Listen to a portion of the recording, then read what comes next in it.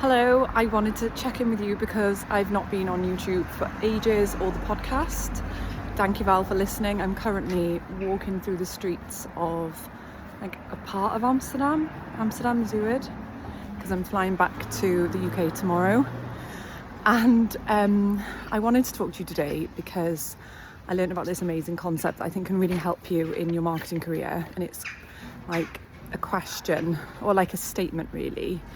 And it just really helped me for the story that I'm about to share with you around like dealing with things that are difficult. So, you know, like when you're working and it just feels like this is so stressful and leaders are piling things on you, sales are demanding things of you, and you're desperately trying to like control what's going to happen. And you feel like if only I can get on top of all of this, then everything's going to be better. And I have a tendency to be like that. Having a background with anxiety in the past, my coping mechanism was like control everything. So it would feel like comforting to try and predict what was going to happen. Little boy running around a pillar. And I think we do this a lot in work. We're like, if only I can get on top of my to-do list, if only I can get leaders to understand me. And the concept I wanted to talk to you about, it's actually harder to walk and talk than I imagined, is I don't mind what happens. So I'll go into it in more detail and I'll explain to you why I'm recording this now, how crazy the last couple of days have been. If you're listening on the podcast, this is going to be a bit random. I don't know how good the sound will be either, because I'm just talking at my phone. You can watch me if you want on YouTube, B2B Jade TV. So I'm reading this amazing book. I'm not going to tell you the book because I keep quoting from it loads recently, and I don't want you to just run off and buy it. I want to talk to you about loads of stuff first. So I'm reading this book, and it's talking about the concept of time and how it's gonna, we live as if we have infinite time and we don't. And one of the ways that we try and control that unsettling destiny is we try and predict the future, control everything. We think things take less time than they take in reality, and then we get really frustrated. So, you know, when you've got a form to fill out or something admin based, or one of your marketing task wheel tasks, and you're like, this should be this should be quicker. This shouldn't take so long, this shouldn't be so complicated, this is so irritating, and you have to pause and go and find a document, and you can't find the document, and then you just put it off and you're like, oh, there's no point. The reason you're stressed in that moment is you thought it would take you 10 minutes, but in reality, it takes 2 hours. And there's this other really cool concept that I don't even know what it's called right now. It's a very cool name. I'll look it up. Where basically this philosopher or behavioral scientist, I don't know, he was like, whatever time you think you need for a task, you need to double it. But if you double it and allocate that as time in your diary, that becomes the new amount of time, and that won't be enough time. Sounds very odd, but say you block out your calendar for 2 hours to do some admin work. You'll end up actually needing a lot longer than that. There's so much I can talk about with time, and that's not the point of this video today. May not make any sense, but let's get back to the main point, which is I don't mind what happens. So you were saying the way to overcome the emotional distress of not being in charge of your own schedule, your own calendar, this idea that no matter how hard you plan to be strategic in your marketing, and no matter how much you try and not be sidestepped by colleagues and things, the reason you're finding work difficult is not because of those things actually happening. It's because of your emotional reaction to it. And that's why I exist. I am here to help you build a marketing strategy that your leaders will love, that you'll feel confident to present. Because what does that say? Oh, someone's written something in chalk. I don't know what it says though. So Oh, where was I? See, it's nice to get distracted. That's why things take longer. So it's your emotional distress that leads to like your unhappiness at work, not the fact that life can't be planned. So I don't mind what happens. Like, write it and put it on a post-it note on your computer, like, now. Do it. Because I did that. And it was like the universe, not that I believe in the universe caring about me in any shape or form. The universe served up a little test, shall we say? Because I flew to Norway on Wednesday. It's now Saturday.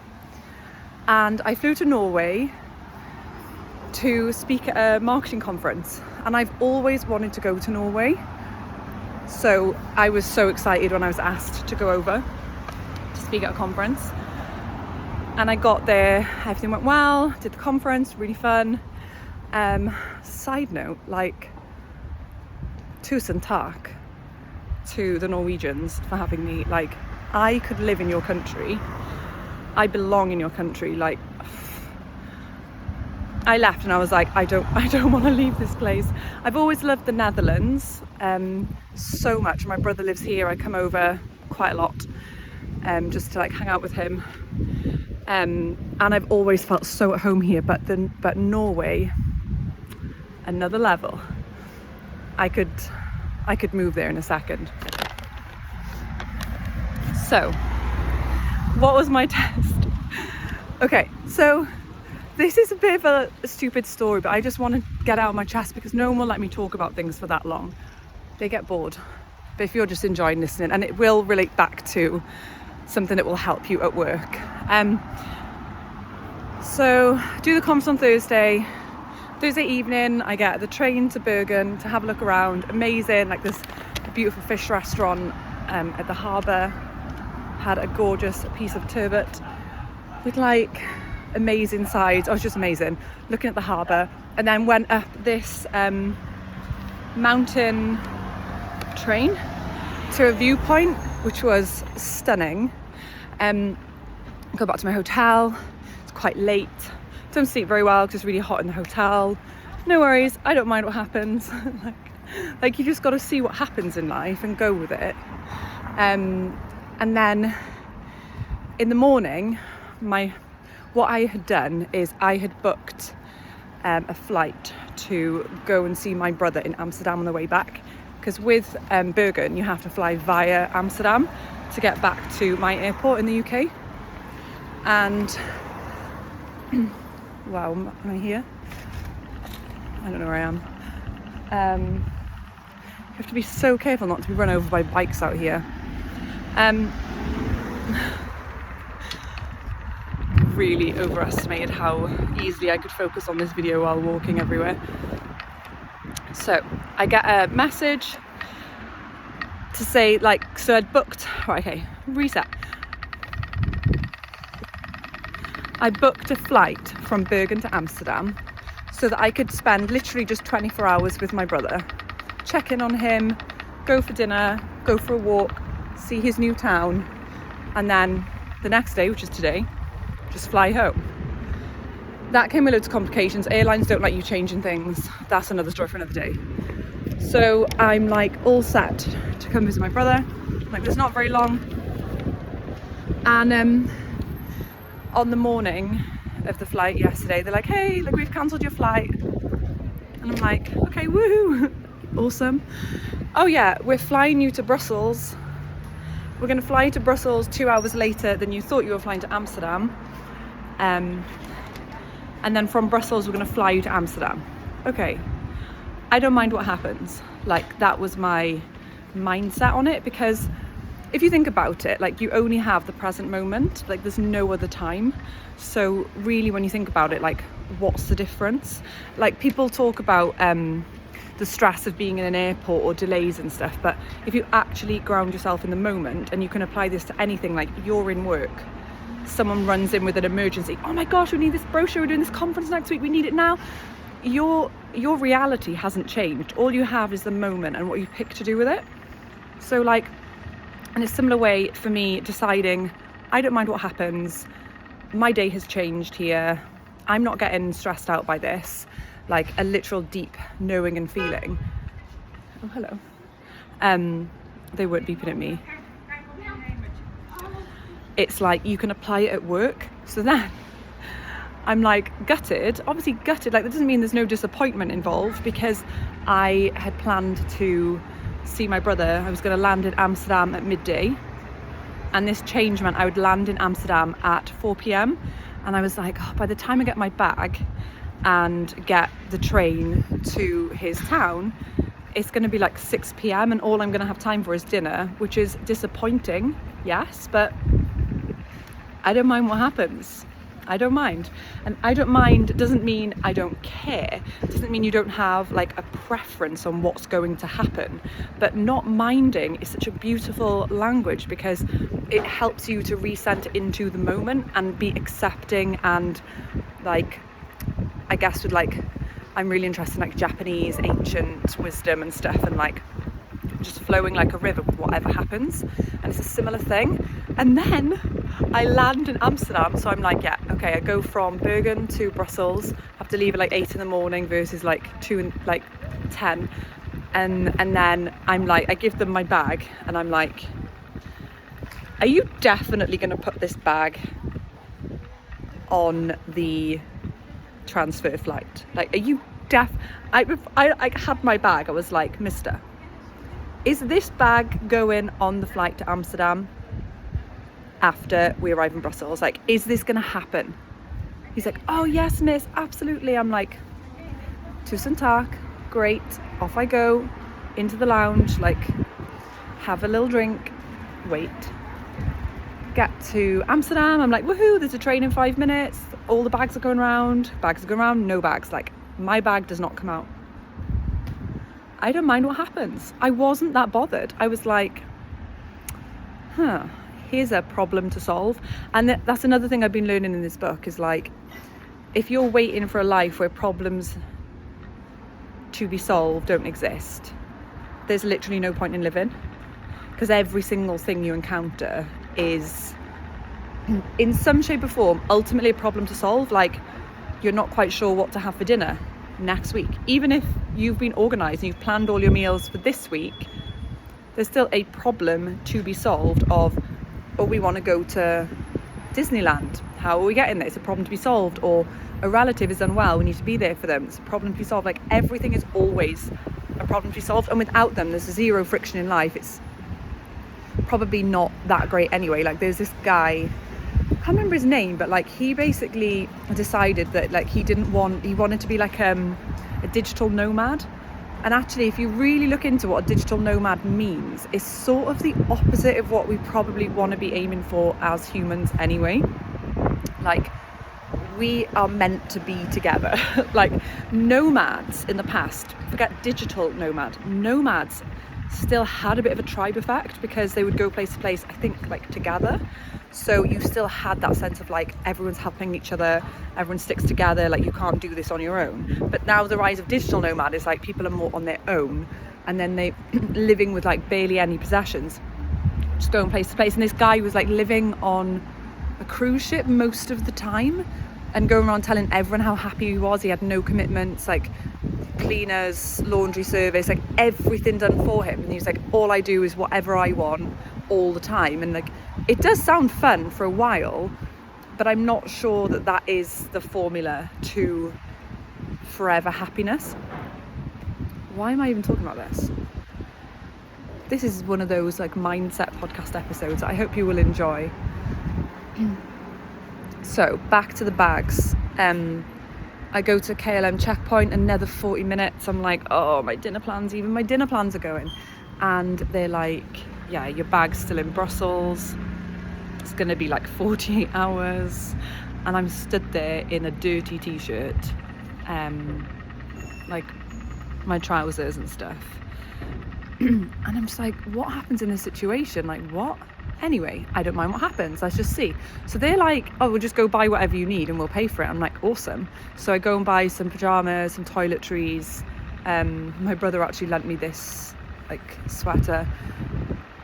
And then what's really cool is when I travelled to visit him, because I didn't have time to go to my hotel first, I didn't have my suitcase. So I was like, oh, if you reposition this, KLM have basically bought me loads of stuff, cool, and they're delivering my luggage directly to my house in 48 hours.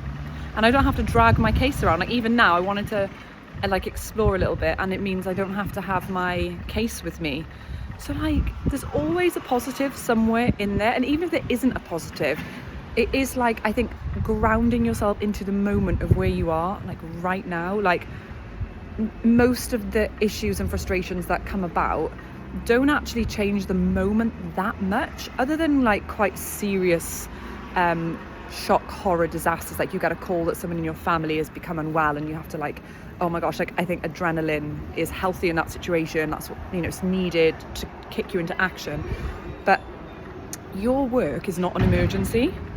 So if you put a sticker, I don't mind what happens, onto your desk, that does not mean that is so cute, like a little 3-wheeler 2-seater just went past, looked like a toy car. So if you put that on your desk, and then in work, whenever something happens, you just remind yourself of that and you adapt. That doesn't mean you're not aiming to be strategic. Like the reason I built B2B Breakthrough Academy, and by the way, like the current cohort is running, it's been so lovely working with the guys who are taking the program. They're on module 4 at the moment, building out their marketing activity plans. The next round is not, ooh, get run over by a truck. The next round is not really going to be a round. I'm going to open up access soon to a self-paced version. So you can go and have a look at that at b2bjade.com, because what I'm saying is like, it is still so important to be focused on building a strategy. And a lot of people think that if you approach life and work with the I don't mind what happens, you're going to be like passive and like not care. But it's genuinely the opposite. Like if you adopt that, you are gonna, God, there's so many bites. Oh. If you adopt that attitude, you're going to be freed up because you're not stressing out about everything. Oh, it's like my kids are here. You're not going to be freaking out about things that don't warrant being freaked out over. You can stay calm in the moment when your leaders put last minute things onto your plate. You can calmly explain to them, well, look, if I'm doing this, that means I can't do X, Y, and Z. And you're going to be calm, and you can use that energy that you've gained in, cool. I love all the bikes. You can use that energy you've gained to be productive toward becoming more strategic. So, well, this episode was different than usual. I wanted to get it all off my chest. Like a past version of me would have freaked about that situation, but it's fine. And I really think that the concept of I don't mind what happens can really transform things for you. Let me know in comments or drop me a message if this resonated with you. I hope you enjoyed this episode being a bit more like raw and real. We're all just out here in life just trying to navigate it, and I think that if we can just accept that living in the moment, whatever's happening, just ground into the moment, everything just releases a little bit, because marketing is never going to be an emergency, like ever. It's never going to be an emergency. And a lot of your colleagues will make you feel like it is. So hope this has been useful, and I will see you on the next one.